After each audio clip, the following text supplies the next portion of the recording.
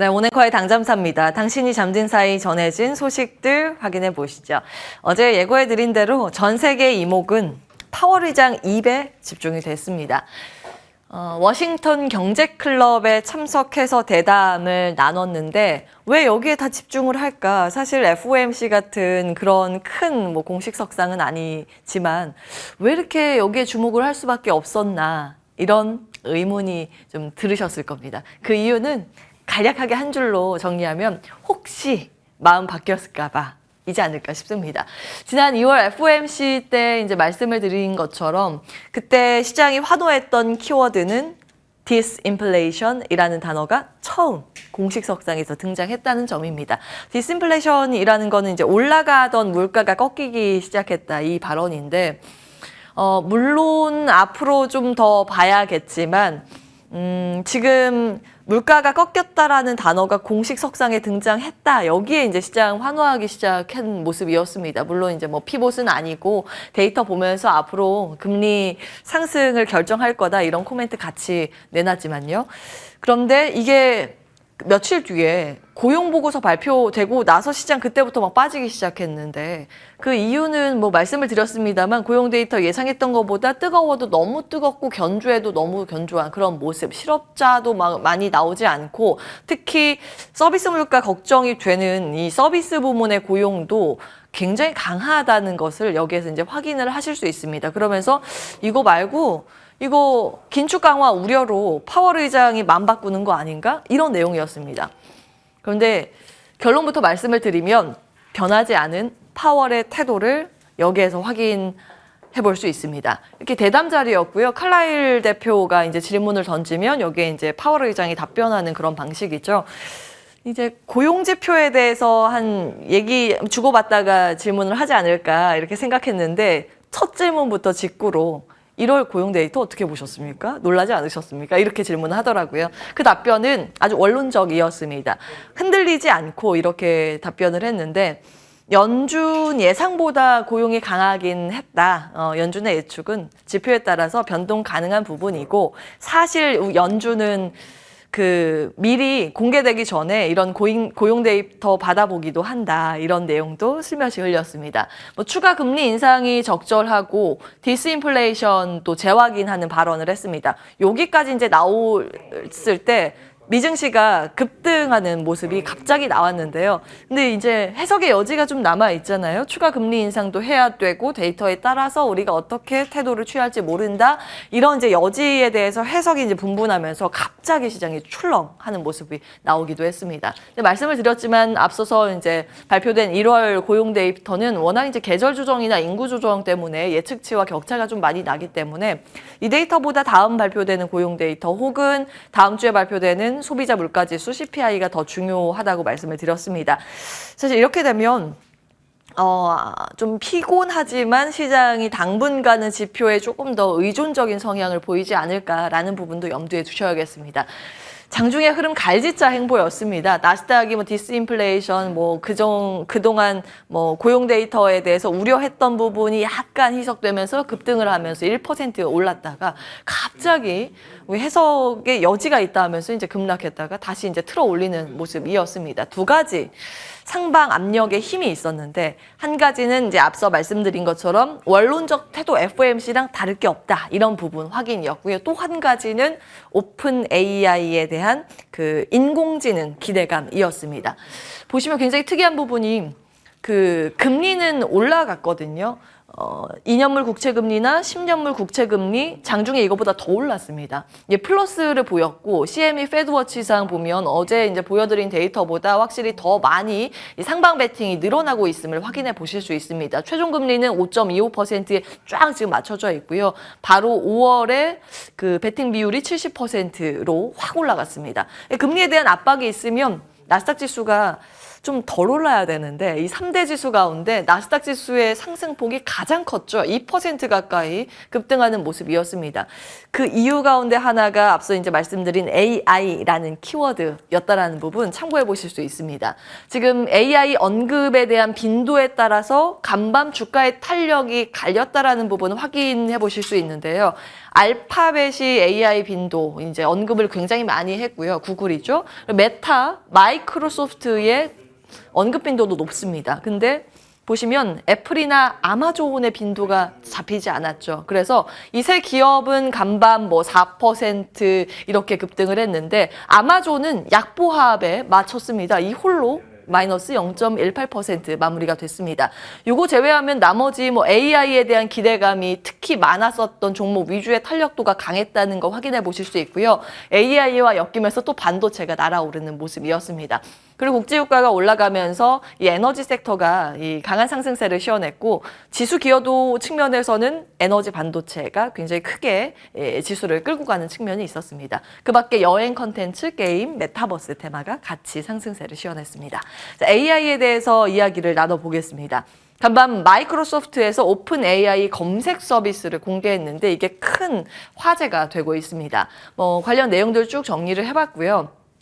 검색할 때 그 챗 GPT가 탑재된 검색 서비스라는 점에 이제 주목을 했습니다. 이제 여기서 하는 거는 빙이라는 서비스인데 검색 결과 개선 가능한 새로운 또 챗봇을 여기에 적용을 하면서 앞으로 검색의 방향도 정말 구글링이라는 게 AI 방향으로 가는구나 이렇게 해서 가능합니다. 일반적인 웹 검색 결과도 기존에 했던 서비스 그대로 하고 추가적으로 AI가 만든 답변도 같이 제공한 그런 서비스고요.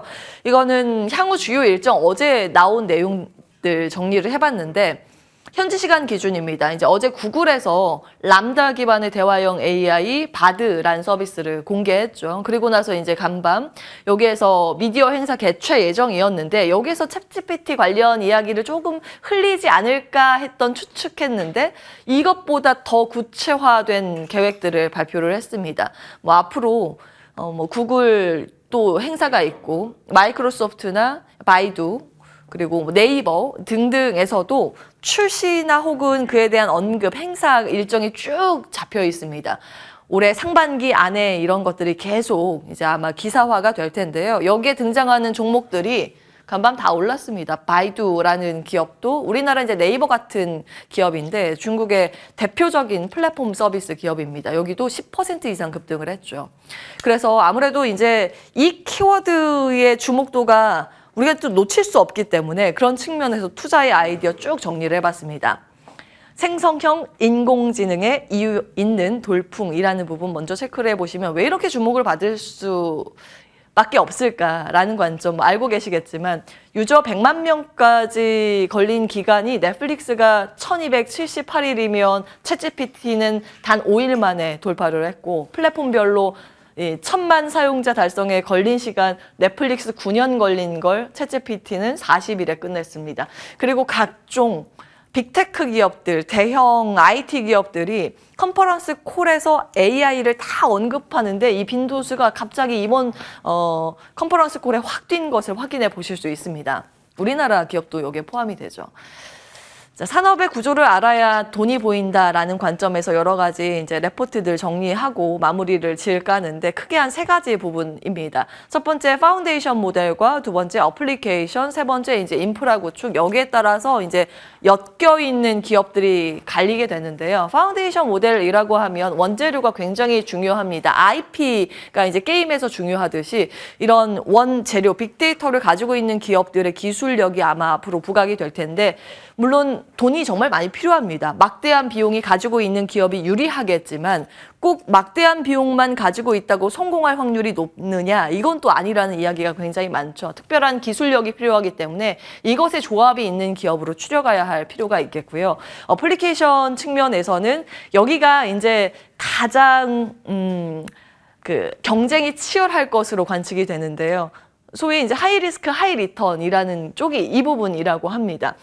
소수의 대박 케이스와 그 과정에서 버블이 형성되고 과거의 닷컴 버블 기억하시면 그때 여러 가지 기업들이 막 생성이 되고 엮여서 올라갔다가 결국 남는 승자 독식 몇 기업밖에 남지 않았잖아요. 그런 구도가 아마 어플리케이션 쪽에 형성이 될 거라고 봤습니다. 이제 파운데이션 모델을 기반으로 해서 API 형태의 제공을 받아서 그에 맞춰서 이제 변형을 시켜야 하는 이 중요한 과정이 이 안에서 펼쳐질 예정입니다. 인프라 부분은 알고 계시겠지만 클라우드 반도체 부분이 다 여기에 포함이 되고요. 하드웨어 부분도 이제 여기에서 다 볼 수 있습니다. 근데 여기가 가장 승률이 높다라고 점쳐지고 있는 것이 이 광 캐는 그 골드러시 시대에 옆에서 이제 리바이스가 청바지 팔아서 뜬 회사였잖아요. 어쨌든 금 캐고 광 캐는 사람은 캐야 이제 수익이지만 달려가는 사람들에게 곡괭이 팔고 청바지 팔면 그건 이제 수익으로 착착 잡힌다라는 측면에서 인프라가 그렇게 여겨지고 있습니다.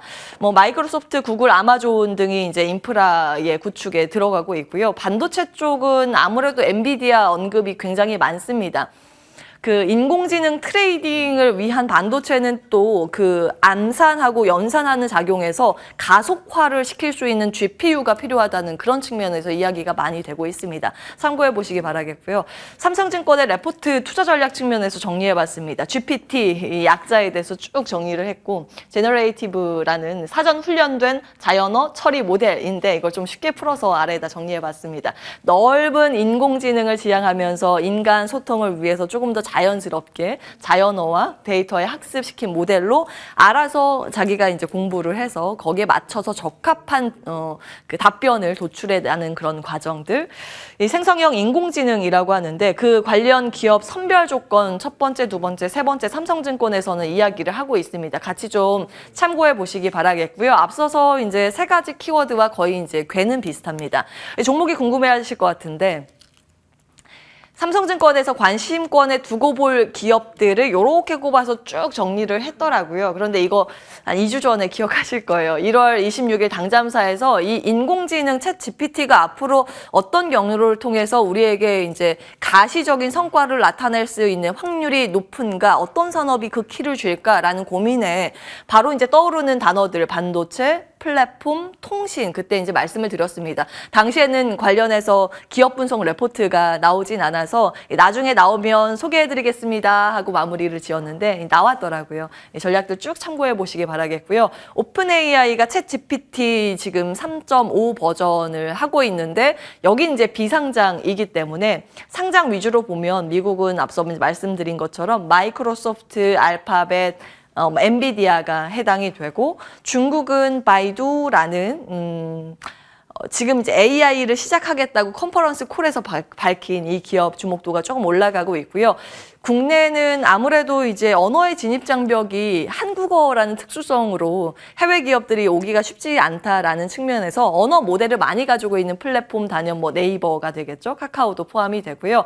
텔레콤 통신사들은 개인의 빅데이터를 굉장히 많이 가지고 있습니다. 이 챗GPT라는 것은 그 인공지능이 스스로 학습을 해야 하는 언어 모델이 굉장히 많이 있어야겠죠. 그 모델들을 가지고 이제 학습을 해야 되는데 그렇기 때문에 이 IP 측면에서 그 빅데이터를 많이 가지고 있는 통신사가 유리할 가능성이 있습니다. 삼성에서는 SK텔레콤 주목을 하고 있고요. 그 밖에 이제 비상장사까지 있는데 함께 이제 참고를 해보시면 되겠습니다. 괄호 안에 티커도 같이 기입을 해놨기 때문에 함께 흐름 놓고 참고해 보시기 바랍니다. 오늘 거의 당잠사였습니다.